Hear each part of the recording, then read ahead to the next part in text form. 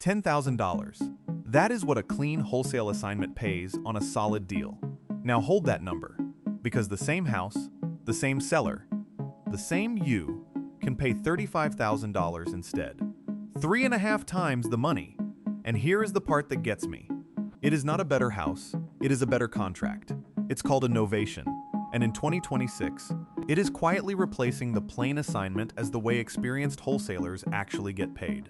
Some active operators now say most of their deals run this way. I am going to make the honest case for both sides today. The case for assigning a contract, and the case for novation real estate. By the end, you will know exactly which house belongs to which play, and the one mistake that turns a $35,000 spread into a loss. One important line before we start. This is educational, not legal or financial advice. Real estate laws vary by state, and a few states are strict about this exact strategy. So talk to a real estate attorney where you operate before you run a deal. Good. Now let's open the debate. Picture me a few years back. I had assigned a couple of contracts for thin little checks, a few $1,000s each. I had maybe $5,400 to my name, a lot of hustle, and not much else. I was the guy doing everything right and still wondering why the money felt so small. Then one seller's deal forced me to learn the upgrade. So let me argue it out the way I argued it with myself. First, the case for the plain assignment, because it is a real case. When you assign a contract, you sign a purchase agreement with the seller. Then you sell your spot in that contract to an end buyer for a fee. You never own the house, and that is the beauty of it. It is fast, it is simple, and you can close in a couple of weeks. The end buyer is usually a cash investor who doesn't care what the place looks like. If the house is a true wreck, gutted, no working systems, a cash-only war zone, then assignment is the right tool. Nobody is getting a normal bank loan on a house with no kitchen, so you take your fee and move on to the next one. There is nothing wrong with that, because speed has real value. But here is the ceiling. An assignment fee is small on purpose. The typical range runs from about $1,000 up to $10,000. On a mid-value house, most wholesalers land somewhere inside that band. Why so small? Because your cash buyer needs meat left on the bone. He is buying at a discount, on purpose, so that he can make the real profit on the other side. You are just one quick middle step, so you only get one quick middle slice. On the house I keep thinking about, the seller would let it go for $180,000. A cash investor would have happily paid me about $10,000 to step aside, $10,000 for finding the entire deal, and the rest of that spread, it walked straight out the door, into somebody else's pocket. So here is the question that flips everything. What kind of house was it, really? Because not every cheap house is a war zone. Think of it as a spectrum. On one end, you have the deeply distressed places, with no working systems and major repairs, the kind nobody can live in yet. Those are cash only, and you assign them. On the other end, you have houses that just look tired, with worn carpet, dated paint, and an ugly but perfectly functional kitchen. Those houses don't need a cash buyer at all. They need one weekend of cosmetics to become a home a normal family can finance. And that house, the merely tired one, is the house you should almost never assign. That was the moment the other side of the debate finally showed up for me. What if the house didn't need a cash-only buyer? What if it just needed a coat of paint and a clean kitchen to qualify for a normal mortgage?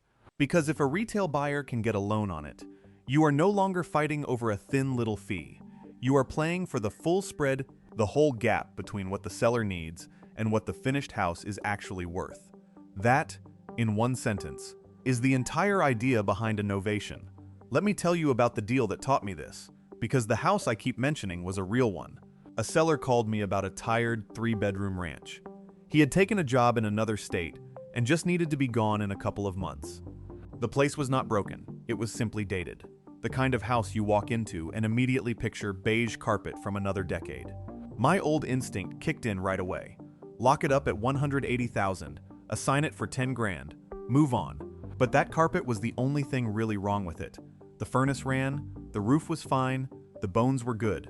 So for the first time, I asked the seller a different question. Would he let me clean it up and sell it to a real family? Everything would settle at closing, and he would still walk away with his full $180,000. He said yes. We signed a purchase agreement with Novation language, plus a written permission to list. 2 weekends of paint and new flooring later, That tired ranch looked like somebody's first home. And it sold like one too. A young couple bought it with a normal mortgage, the kind of loan a cash-only assignment never could have used. So what is a novation exactly? In plain English, it is a brand new contract that legally replaces the old one. Not an add-on, not a side deal, just a true replacement. The original contract between you and the seller gets canceled. Then a fresh contract is created so the house can sell to the end buyer, with you positioned to capture the spread at the closing table. Lawyers describe a valid novation as having 4 pieces. There has to be a real, valid first contract. Every party has to agree to the new arrangement. The old contract has to be truly extinguished, and the new contract has to stand on its own. Miss any one of those 4, and you don't actually have a novation, you have a mess. There are 3 people in this room, by the way. The seller, then you the operator, and the end buyer who actually wants to live there. Here is how the deal moves. You sign your purchase agreement with the seller, and you write novation language into it from the very start. Then, with the seller's written permission, you make the house financeable. Light cosmetic work, only things like paint, flooring, a tidy kitchen and bath, and a little curb appeal. And this is the part that matters most when your bank account looks like mine did. Because you do not pay for that work out of your own pocket. Then you list the house on the open market, on the MLS, through a licensed agent partner. That way, retail buyers and their lenders can finally find it.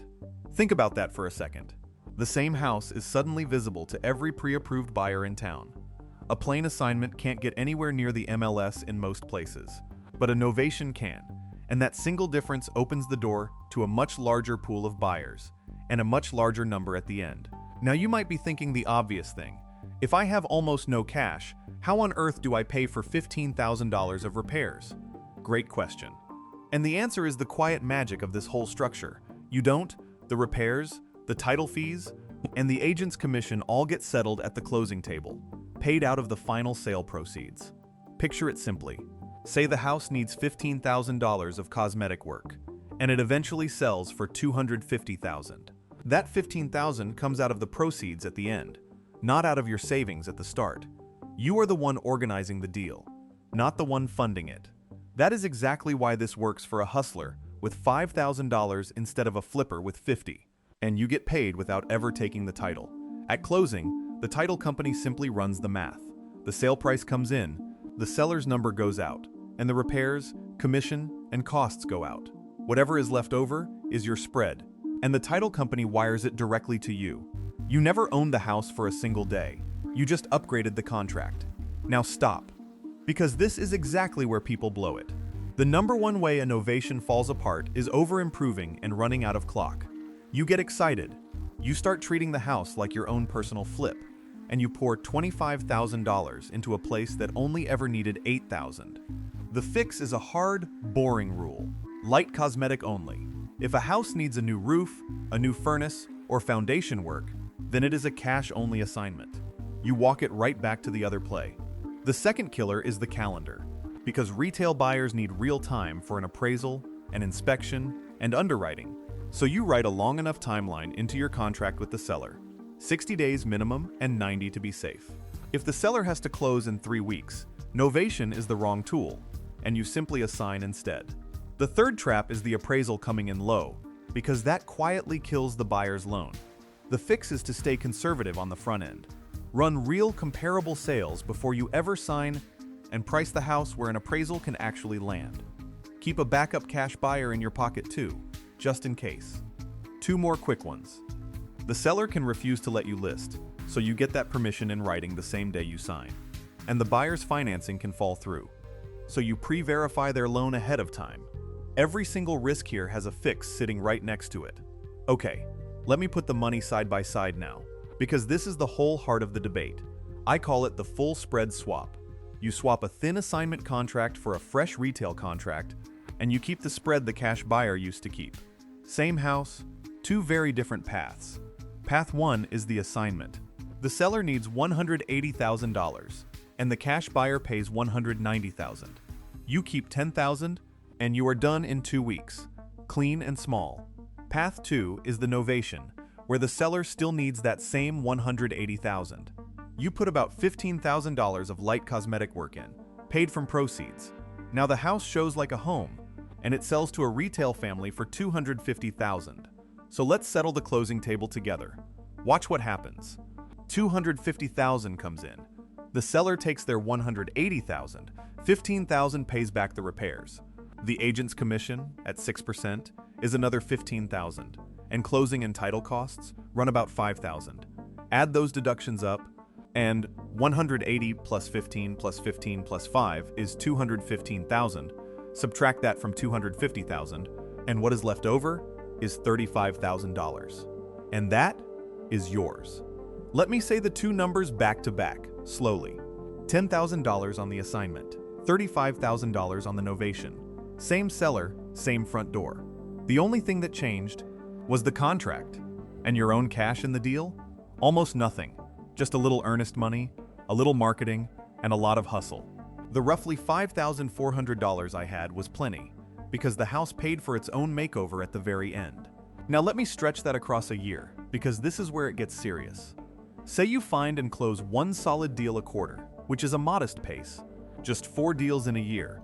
Run them all as assignments, and 4 times $10,000 is $40,000. Not bad at all, and plenty of wholesalers build a whole year around exactly that. Now run those exact same 4 deals as novations, and 4 times $35,000 is $140,000. Same houses, same calls, same effort.